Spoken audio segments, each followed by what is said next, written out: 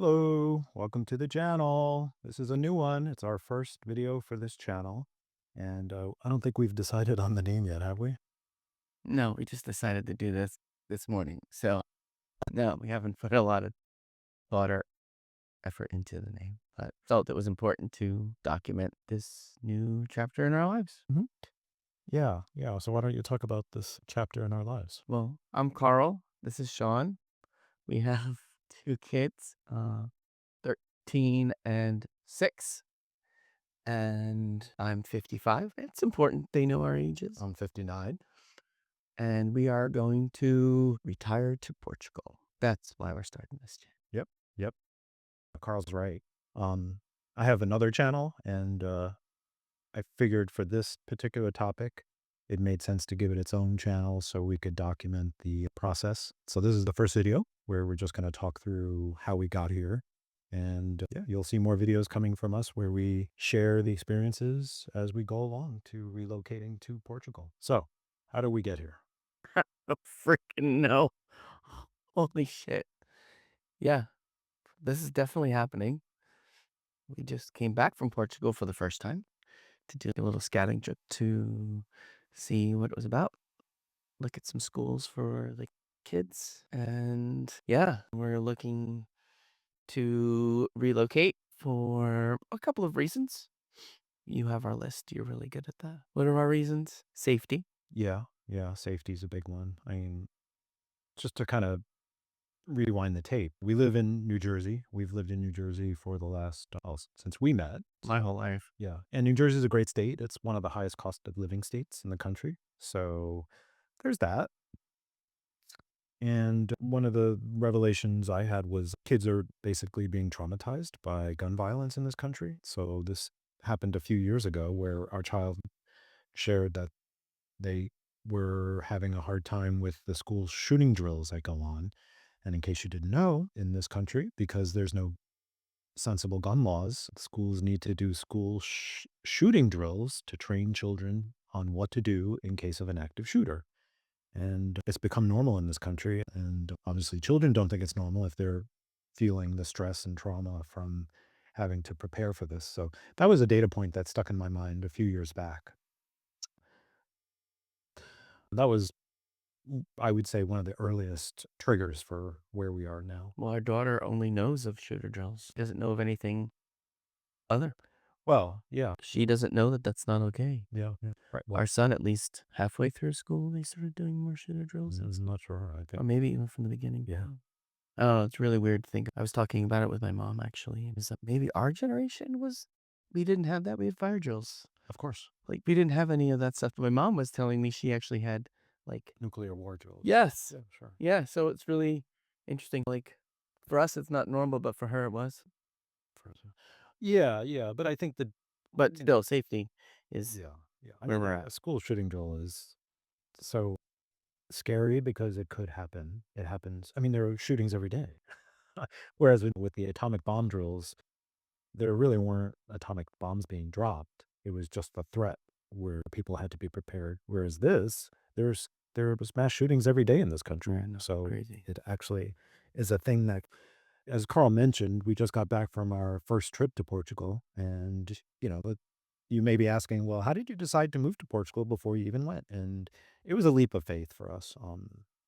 Looking at the statistics for safety and cost of living and Acceptance. Yeah. LGBTQ plus rights. Um, I was very confident that Portugal would work out for us. And so, yeah, we went and we all liked it. What'd you think? Well, I didn't know what to think. I mean, we watched so many YouTube videos and things that people shared and 5 greatest places to visit in Portugal. We watched so much stuff in preparation for this trip. But yeah, I really liked it, actually. I was really, towards the end of the trip, I could see us living there.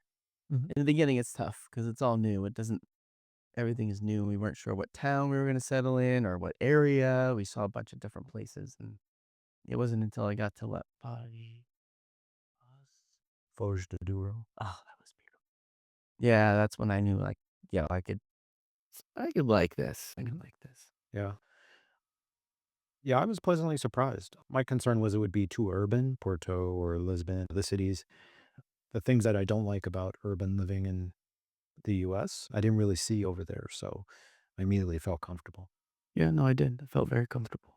Hmm. Excuse me. So, yeah, we had our scouting trip. We talked about how we got here. Any other thoughts? No, I mean, it's been what I'd say it's now January 1st, 2026. Happy New Year. Yes, Happy New Year. Oh, we're supposed to have champagne. Oh, yeah, I forgot. Screw It's off. those children. They're very One's demanding. one's in the tub. We got 5 minutes. Yeah. Stop. How did we get here? Oh, yeah, it wasn't until October that we really decided that this was actually gonna happen, right? Well, you decided before October that it was gonna have to happen more than I realized that it was actually gonna happen. I think it was October that I was like, "Holy shit. Wow, this is." I thought we were kinda just talking about it, but then when we started realizing the timeline together, then I was like, "Wow, this is gonna happen." Yeah, but even before that, there were some other things that led us to this journey. One of them is I want to retire early. I'm 59, I'm going to be 60. And retirement in this country is tied to work and health insurance. Those are the two variables, the two major things you have to think about. And while we may have the means to retire early, the problem becomes, well, you don't get health insurance until you're 65, and even then, that only covers the person that's retired and not their family. So Right. it becomes very expensive very quickly.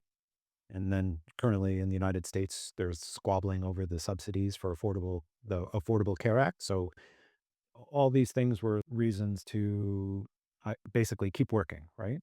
But then when I looked into Portugal's healthcare, immigrants coming in get access to the public healthcare, which is great at no cost. And then you can basically opt in for private healthcare as well at an additional cost, which is so much more reasonable than in this country.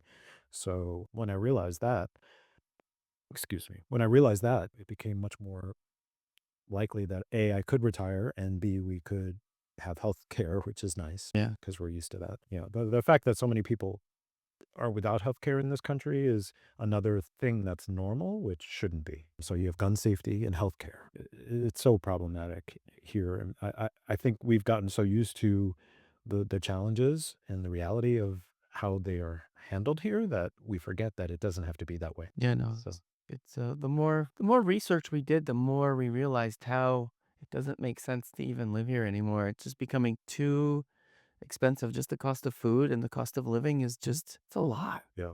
It's Yeah. definitely a lot. And you're not even getting good quality for what you pay. No. That's the problem. One of the things that jumped out at me was school lunches. In this country, Oh, yeah. the school lunches come frozen in the back of a semi. A truck shows up and drops off frozen blocks of hamburgers and hot dogs and factory processed foods for the kids, and that's normal here. We went to schools in Portugal, and these were the private schools because we were looking at schools for our son, and none of them had this. They all had kitchens with staff that would actually home cook the meals, and that's one of the things I saw everywhere I went. Every Ev single school made every their own. even the gas station rest areas had home cooking. Yeah, yeah, so and much nicer than the rest areas we have in this country.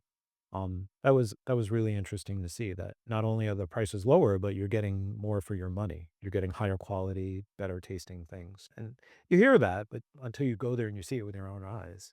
So, yeah, higher costs, and I know for a couple of years, Carl and I have been talking about, like, what are we gonna do? What's the next step in our lives?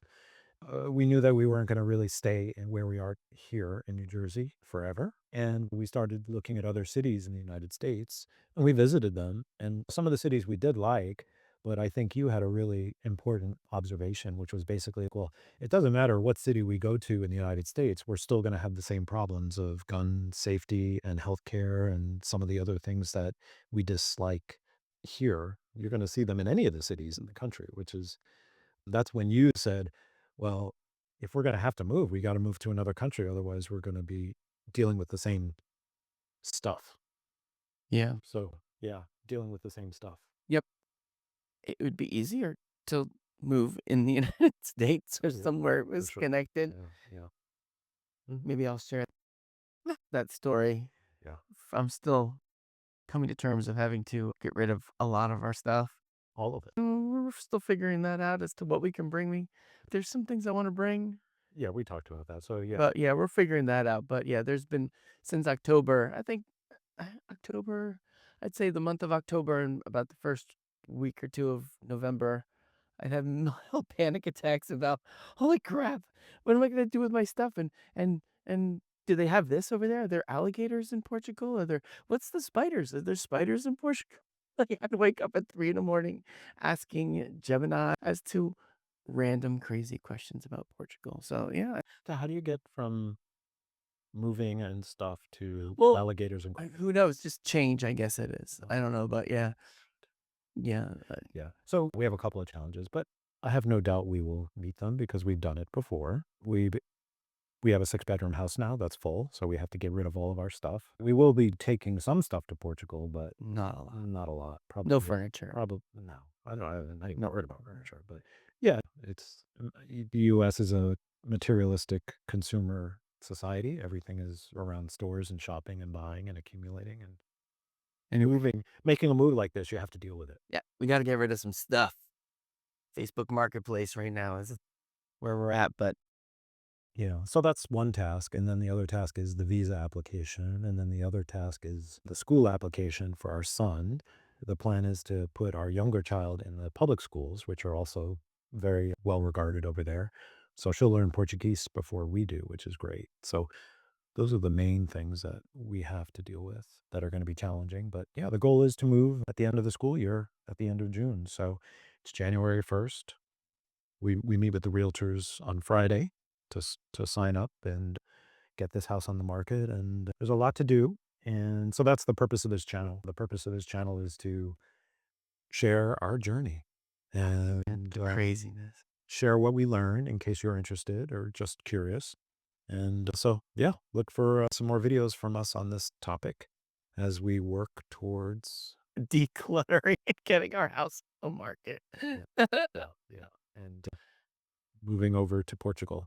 So subscribe, follow, comment if you have any questions or any suggestions on topics for us, and we'll see you in the next one. Thanks for watching.